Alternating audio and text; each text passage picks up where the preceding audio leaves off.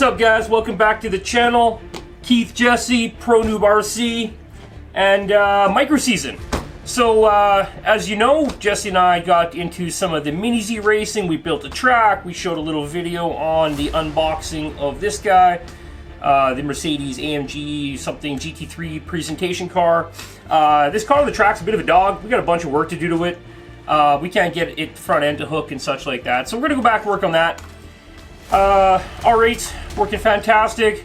Lancia, well, it's a rally car. It doesn't work well on the racetrack. Turns into a rocket ship pretty damn quick when you hit the barrier. But today's video, we are actually not talking about the Mini Zs. We'll get back into those. We're actually waiting on parts so we could do the build on this guy for you guys, so it looks a lot like that guy with some really nice parts from Nex NEXX Racing. So let's talk about today's video. Today's video is the Atomic DRZ2. That guy. It's a 1/28 scale micro drift car. We picked this up from our buddy at Driftaholics, Miko.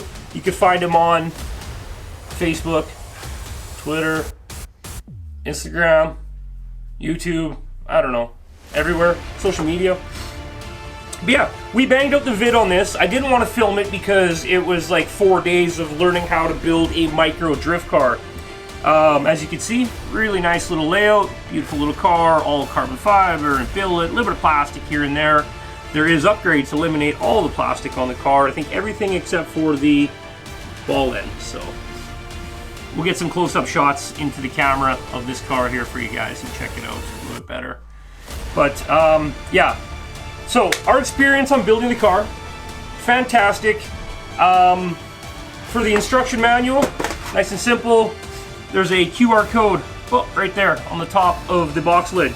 Pull that up. That will give you all the details on building the car, including some links for, it'll give you some links for how to massage the ball ends with a pair of needle nose pliers, like this or smaller, so you can get each one of these ball ends working. I'll talk about that in a few minutes. But anyway, fantastic manual, prints out all the details, everything you need in there, tips, links to things on YouTube and stuff like that. Only thing we did not find in there was a manual for the gyro or the ESC. For the ESC, you can actually go to Atomic website and just look at the, I got a picture here, hang on. Go check on the DRZ. Has a manual for their Atomic Mini Gyro right there on their website. Show you how to set that up. So, sorry, they add everything is actually listed there. So, and then for the ESC, we found the instruction manual under the Atomic BZ. So if you need to go in there and find out, set it up, whatever. If you do want to do any major changes, you'll need to order a program card for that ESC. They're fairly cheap and inexpensive. I think that's the same word. When you buy this car, it's a DRZ V2. It's about two something US. We bought this one with additional motor, wheels, and tires. It came out to $290 US. We bought it direct from right from Miko. It's the same price everywhere else pretty much, so pick it up wherever you choose. I would go through him though. He's very helpful with tuning and tips, and I just messaged him on what we should do next to the car going forward and stuff like that, and he's given us a list of upgrades now. So very helpful. It's good to have somebody like that in the hobby. We know it's very difficult just searching through a website and going, what do we need, right? Because that sucks. So he recommended for starting out, go with a 3,500 turn brushless motor. So we tossed a 3,500 turn brushless motor in it, and it's perfect for the car.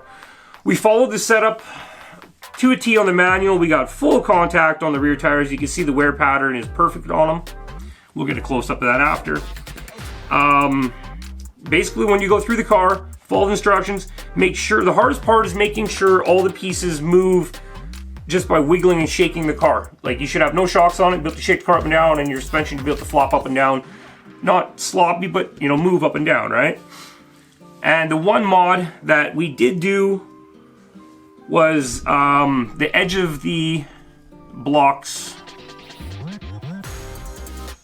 right there would hit under full lock. You can see right in here, the edge of the caster block was hitting the little heim joint, or what do you want to call it. So all we did was file out a little bit of material right there on the back of it, so this would actually clear on both sides. And now we get full lock, side to side, no problem. And we did take out a little bit of material on the front pin retainer, whatever you want to call it, for the front, the toe, whatever we call it. Who knows? We took out a little bit of material on that because the shocks were constantly sitting against them when it was together. And, you know, I do understand that was supposed to be the bump stop to hold the front end of the car down, but it was still binding on the shocks, and the shocks didn't move nice. So the sacrifice was just to blow that off, run soft springs, and the weight of the battery and everything keeps the car sitting low. So she rides right where we want it to. One thing you're gonna have to buy, the car comes with the motor, or the ESC, the gyro, the servo. So you're gonna need a motor, wheels, tires, body of your choice. Mini Z bodies do fit directly onto the chassis. There's clips on the side, and you add your front plate from whatever body, you should know, right? Okay, good. For the receiver, you're gonna have to add, Spectrum doesn't make a 3-channel micro race, so we had to cut one down. All we do is take it out of the box, cut all the pins off, put some extension wires onto them, 1, 2, and 3, because this gyro is adjustable from the 3rd channel on your radio, so you can tune it on the fly. In early assembly, you set up the steering rack part. That was the only part that kind of gave me a little bit of confusion. It didn't fit together terribly well, and the screws that come with it are very tiny, hard to measure. The screws that actually do go into it are not a pan head like it's shown in the drawing. They're just a flathead little Phillips, and they're silver. They're not the little tiny black ones that you would think they are, that fit in there really nicely. And you do need to sand down the lower plate when you put it together the top. And then small pro tip, I just wanted to show everybody quickly, is just once it's together, it says here, make sure none of these ball thread just sticking out past the end because they'll catch the top deck. Sand those completely smooth, and then round the edge of these a little bit so they can't get caught as it's swinging, and then you'll have zero problems at all. So the only thing to talk about in the manual where anything was a little bit of extra work, I put it together, wasn't happy with it, took it apart, redid it, that was good. So besides that, yeah. Battery size. You need a 200 mAh 2-cell battery. They're I luckily had these two from the E-Flight UMX line. I'm gonna go onto Atomic site and see what batteries they have. They obviously have ones for it. A lot of guys are saying run the 270 to 280, but we are running the Nissan GTR body, which is a 94mm body. If we had a 98, we could fit a little bit more battery room in there. I already did take out one of the battery supports on the side. There's no way possible I could lay this battery flat and stick it in. Yeah, that's about it. Shocks are pretty straightforward. Put a little bit of grease on them. Once again, before you put anything together, make sure all these balls are on there and working great. There's a video link to how to massage the balls. Very simple though. Pair of needle nose pliers. I'm not going to do it because mine are already set, but you just keep pinching the plastic on the metal ball and working it, and do one joint at a time until it's completely free. You take that off, you put it on the other side, do it on the other side, take it off, put it on the steering, do the steering, make sure it's all loose, put it all together, check it again, send it. So very simple, take your time. So now just getting into this. So yeah, first car we got, DRZ V2 or DRZ2. I've added the V in there, sorry about that. Fantastic ride. They say it's like the Yokomo of the tiny world. There's a ton of chassis out there right now. Even I think like WL Toys is making a little car and stuff right now, but even like Jesse hasn't run a rear-wheel drive drift car before. I've run 10 scale ones, and he picked it up and he was throwing it around. Really good for, you know, a small car. They're a lot harder to drift than a 10 scale, right? So yeah, let's put the body on, show you what that looks like. Plug it in, let the gyro find itself. Gyro quits blinking when it's happy and it's forward. How are you blinking, so? Oh, it's just on. I don't know. I just work here. I didn't build it. So you can see the gyro working there. You have to assemble the gyro. One thing I noticed on the gyro, it's got these tiny little rubber gaskets that go on the edge of the circuit board when you click it in. They're very easy to miss in the bag. Make sure you get them in there, click them in there. That's what keeps the gyro from getting vibration. It's very sensitive, even just, not that bad really. So, I might need to tune it a bit more, turn it down. You know, it just works off the D switch on my radio here. So, pretty decent. The car gets crazy. It's like a forklift in reverse. I don't think we can drift on the rubber mat, but let's give it a whirl.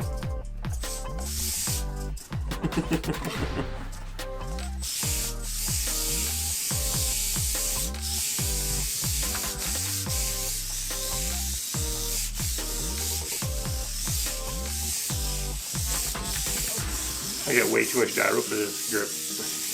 I can't even counter steer out of it.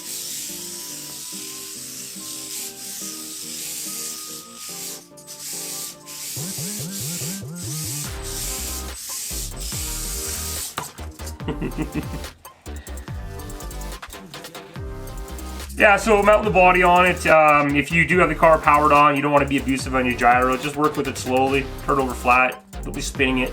Some gyros can be crap and actually break your servo. So, yeah. Very popular brand too.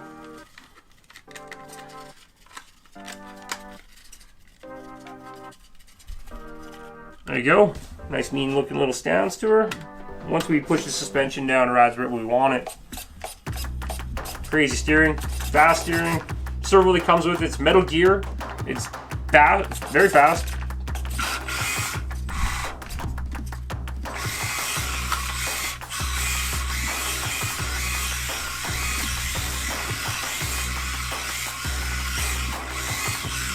Don't hit the R8.